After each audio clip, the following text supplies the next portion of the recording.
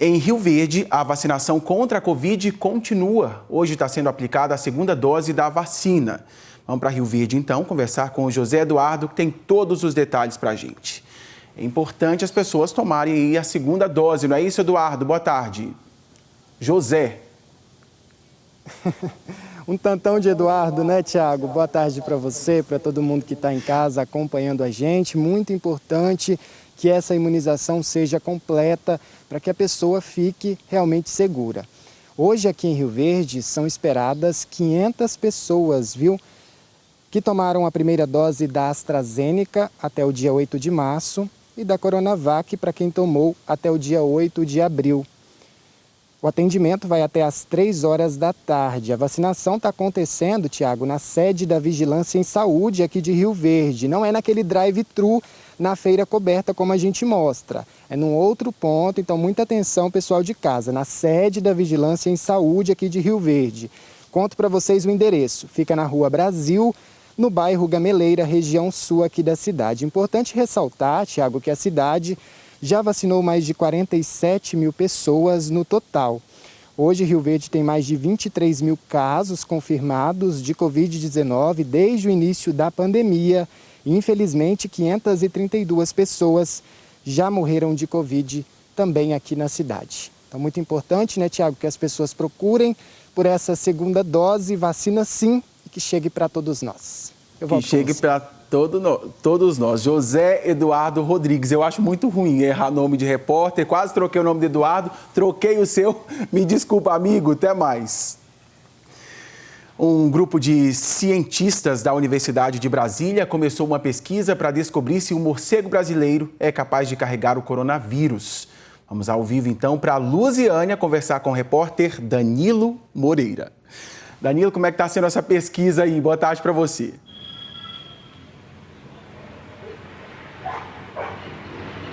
Oi, Tiago, muito boa tarde para você também, para todo mundo que está acompanhando a gente aqui no J1. Os pesquisadores aí da Universidade de Brasília, eles vão recolher pelo menos 60 morcegos em cidades aqui do entorno e também lá no Distrito Federal. Qual que é o objetivo disso tudo? O objetivo é comprovar uma suspeita de que os morcegos sejam uma espécie de reservatório do vírus da Covid-19, ou seja, se eles carregam esse vírus da Covid-19, mas não ficam doentes. Mas, por enquanto, isso é uma suspeita, viu? Os cientistas eles ainda estão estudando tudo isso aí para saber se o morcego ele é um portador ou um transmissor da doença, mas por enquanto não tem nada comprovado. A pesquisa começou em janeiro deste ano e tem duração programada de 3 anos, mas para isso é necessário recursos, ou seja, doações de empresas para manter aí os pesquisadores e também os materiais para essa pesquisa. Até agora, 40 morcegos já foram capturados e testados e até o momento não foi encontrado coronavírus em nenhum desses bichos. Mas a ideia é continuar esse levantamento. O estudo ele tem 3 fases para que assim seja formado um banco de dados para evitar que a doença possa continuar se espalhando aí pelo país. E a notícia boa, Tiago, como eu disse agora há pouco, desses 40 morcegos até o momento não foi encontrado o coronavírus em nenhum desses bichos. Então, se alguém em casa encontrar um morcego, gente, não precisa matar o bicho não, viu? Porque não tem nada comprovado. Isso é o objetivo da pesquisa para saber aí se esse morcego, então, ele é o portador ou o transmissor da doença. Tiago, é com você. Recado importante do Danilo Moreira. Obrigado por sua participação, Danilo. E a gente fala muito da vacina contra a Covid, mas a vacina da gripe também é muito importante. Em Rio Verde, no sudoeste do estado, a procura pela H1N1 está abaixo do esperado. E com o tempo seco e o frio, a preocupação é ainda maior. A campanha de vacinação contra H1N1 começou há mais de 2 meses em Rio Verde, no sudoeste do estado. E foi dividida em etapas, mas até agora a procura está bem baixa nos 12 postos de vacinação que tem na cidade. Menos de 40% do público-alvo recebeu a dose da vacina. Se continuar assim, pode haver aglomerações no fim da campanha, que termina em julho. O objetivo da campanha de ter sido dividida em 3 etapas, justamente para dividir o público, né? Então, foi dividido em 3 etapas para que não ocorra aglomerações nos postos de saúde. O clima acende mais um alerta. O frio chegou com tudo aqui em Rio Verde, o que aumenta a preocupação das autoridades em saúde com relação à baixa procura da vacina contra a gripe. É neste período que aumenta a incidência de casos de doenças respiratórias. E sem a vacina, pode haver uma superlotação das unidades de saúde. A gente pede para obedecer a sua etapa de vacinação, mas mesmo aqueles que não compareceu na primeira etapa, pode procurar agora. O importante mesmo é a vacinação. A segunda etapa de vacinação contra a gripe, que contempla idosos e professores, continua na cidade até o dia 8 de junho. Até o dia 8 de junho, como disse a Manuela. E nesse tempo seco, como ela também reforçou na reportagem aí, é poeira para todo lado. Imagina só, ontem mesmo eu estava fazendo caminhada, estava alguém limpando a calçada lá, poeira para todo canto. É bom se imunizar, porque daí você fica ciente também que não está com o coronavírus ou não está com a gripe, tendo recebido a vacina da H1N1. Reforçando então, a vacinação contra a gripe em Rio Verde acontece de segunda a sexta, das 8 da manhã às 5 da tarde. Além da identidade do cartão de vacinação, os professores não podem esquecer de levar um comprovante de trabalho. É tudo muito simples, tudo muito fácil, só ir ao posto de saúde. Em 2 dias de fiscalização na região do entorno, a Polícia Rodoviária Federal flagrou mais de 300 motoristas ultrapassando em local proibido. Vale lembrar que essa é uma infração e é responsável por quase 30% dos acidentes nas estradas. O seu Manuel passa pela BR-040 quase todos os dias. Ele diz que as infrações de trânsito são constantes por aqui. Já fraguei várias vezes, um cara com a van na entrada ocidental, ele entrou na frente porque eu tenho um caminhão, entendeu? Entrou na frente do caminhão, eu só desviei porque eu vi que era uma van escolar. Apesar dos cuidados, alguns motoristas sentem medo. A gente fica com receio, né, por conta dos acidentes, né, que tem muitos. E aí, às vezes, tem gente que não está treinada ainda no trânsito. Em apenas 2 dias, a Polícia Rodoviária Federal multou 333 motoristas por fazer ultrapassagens em local proibido. Neste flagrante, é possível ver um carro cortando outros 3 veículos em um trecho de faixa contínua. O registro foi na BR-070, em Águas Lindas de Goiás. O objetivo dessa fiscalização é reduzir o número de acidentes. Fazer ultrapassagens em locais com trecho de faixa contínua é infração gravíssima. A multa é de quase R$ 1.500, além de 7 pontos na carteira de habilitação. Mas se o motorista for flagrado cometendo a mesma infração no período de 1 ano, o valor da multa pode dobrar, chegando a quase R$ 3.000, além da suspensão da CNH. Na verdade, é primordial para o acontecimento ou não do acidente, é a consciência, é o comportamento do condutor. No último domingo, um carro capotou na BR-040, aqui em Lusiânia. De acordo com testemunhas, o motorista tentou fazer uma ultrapassagem pela direita e o veículo saiu da pista. 5 pessoas ficaram feridas. Conscientizar o motorista que isso aqui é uma arma. Tem gente que sabe, que pensa que não, que dirigir é só meter a chave e socar o pé e ir embora. Mas não é, isso aqui é uma arma perigosa. Tem vidas, né? Tem vida. É tão legal quando você vê motorista consciente, né? Quer dizer, o carro pode virar, sim, uma arma e aí o trânsito um cenário de guerra. Se você não tiver consciência para sair de casa em paz, quer sair, sai mais cedo para não ter que correr na estrada, porque também não é pista de corrida. Tem que ter consciência de fato e fazer, como disse o último motorista ali, ter consciência, dirigir tranquilamente. 12h09. Um homem foi preso em Uruaçu, suspeito de ameaçar a ex-companheira e ainda fugir com o carro dela. Vamos entender essa história indo direto para Porangatu conversar com o Tiago Costa. O que esse homem estava fazendo com esse carro, hein, Tiago? Boa tarde. Boa tarde, Tiago. Boa tarde para todos que estão acompanhando a gente. Olha, ele estava andando tranquilamente nesse carro, como se fosse dele. A vítima disse, a ex-companheira disse à polícia que eles tiveram um relacionamento curto, de aproximadamente 5 meses, mas que durante esse relacionamento, esse homem agredia essa mulher e agredia também os cachorrinhos dela. Ele não deixava ela sequer andar no próprio carro, para a gente ter uma noção. Daí eles terminaram, ele foi embora com esse veículo e ela fez o registro de apropriação indébita na Polícia Civil. Ele estava morando com a vítima em Uruaçu, mas só que ele é empresário de Goiânia. O veículo foi parado pela Polícia Rodoviária Federal, que perguntou para ele então se ele estava com os documentos. Esse empresário estava com os documentos, mas só que a polícia acabou vendo esse registro de apropriação indébita. Então esse homem foi levado para a delegacia e o que chama atenção, Tiago, é que contra este homem tinha outros 13 registros desse mesmo tipo de agressão que a ex-companheira dele tinha sofrido, feita por outras 2 mulheres. Agora esse caso está sendo investigado pela Polícia Civil de Uruaçu. Tiago, volto com você no estúdio. Uma história absurda, quer dizer, não tinha acontecido só uma vez, né, Tiago? Obrigado por sua participação, até mais. E foi enterrado o corpo da ciclista que morreu atropelada em Itumbiara. Rosiclei Davanzo, de 42 anos, morreu no último domingo. Familiares e amigos que estiveram no enterro se manifestaram pela morte dela, soltando balões brancos, batendo palmas em homenagem.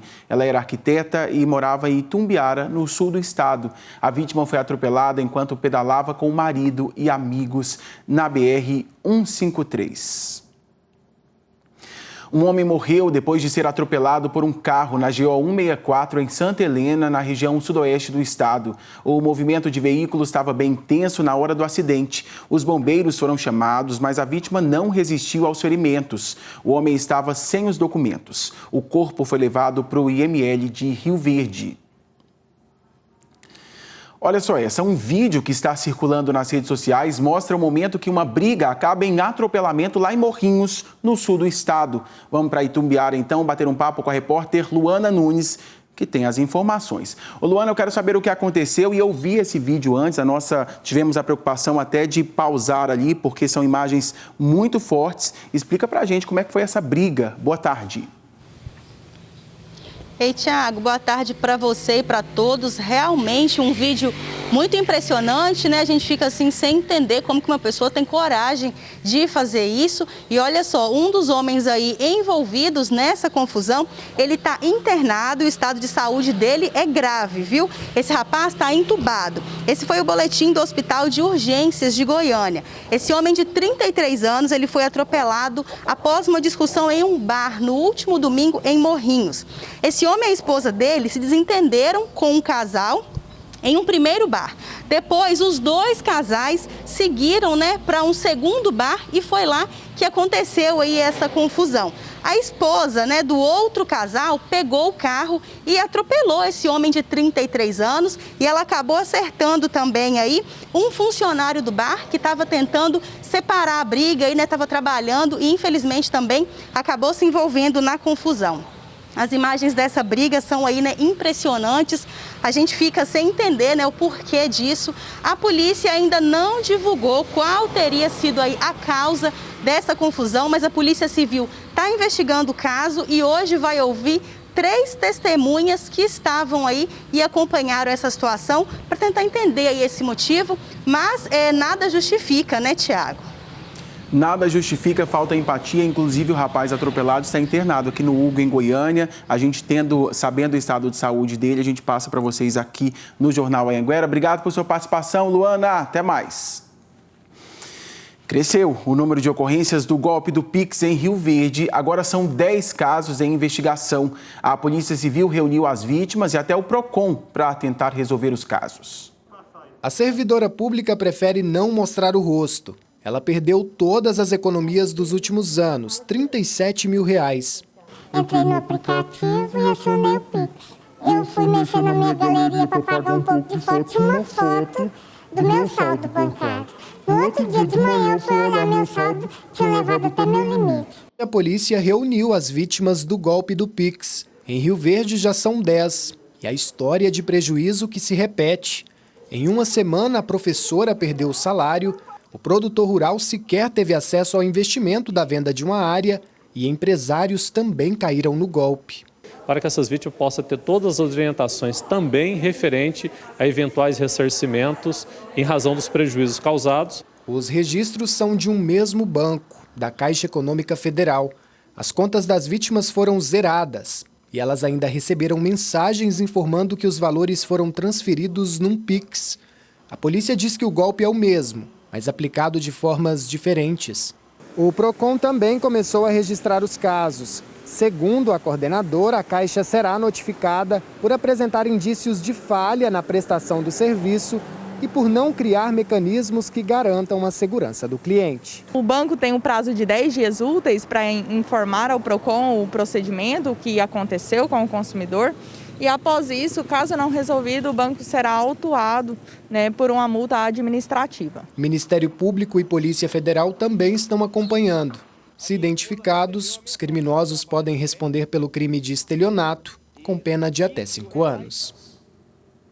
O Pix é uma ferramenta super poderosa, né? Tem a facilidade ali de você transferir e a outra pessoa já receber o dinheiro ali na hora, mas não dá para ser desse jeito, como a gente viu na reportagem, o PROCON também vai notificar a Caixa Econômica Federal, a gente foi atrás de resposta. Em nota, a Caixa disse que está em contato com as autoridades policiais com o objetivo de esclarecer toda essa situação, que pedidos de contestação podem ser feitos em qualquer agência do banco e que o cliente precisa comparecer a uma das unidades, levando o CPF e documento de identificação. O banco ressalta que não recolhe cartões bancários de seus clientes, mesmo que inutilizados, e também não pede por ligação telefônica que o cliente transfira valores a terceiros, nem informe ou digite senhas. Então é bom ficar atento, né? Um idoso foi preso em Silvânia, suspeito de abusar da própria filha por 20 anos e também das netas. O Eduardo Idalor está de volta aqui e tem mais informações. O que a polícia já sabe sobre esse caso? Eduardo, boa tarde. Oi, Tiago. A gente volta para trazer, infelizmente, esse caso terrível, né? A história é a seguinte: a Polícia Civil contou para a gente que o caso foi denunciado pelo pai de duas das vítimas, né? Duas crianças que hoje têm 16 e 14 anos. Ele contou para a Polícia Civil que soube que as filhas eram abusadas pelo avô materno das meninas, e ele soube isso pela boca da própria companheira, que contou para ele que também era abusada pelo próprio pai. Essa mulher hoje tem 27 anos e contou que foi abusada pelo pai por 20 anos e que nunca teve coragem de contar nada, de denunciar. Mas quando soube que as filhas eram abusadas pelo avô, então essa família de Silvânia resolveu fugir aqui para Anápolis, onde moram até hoje.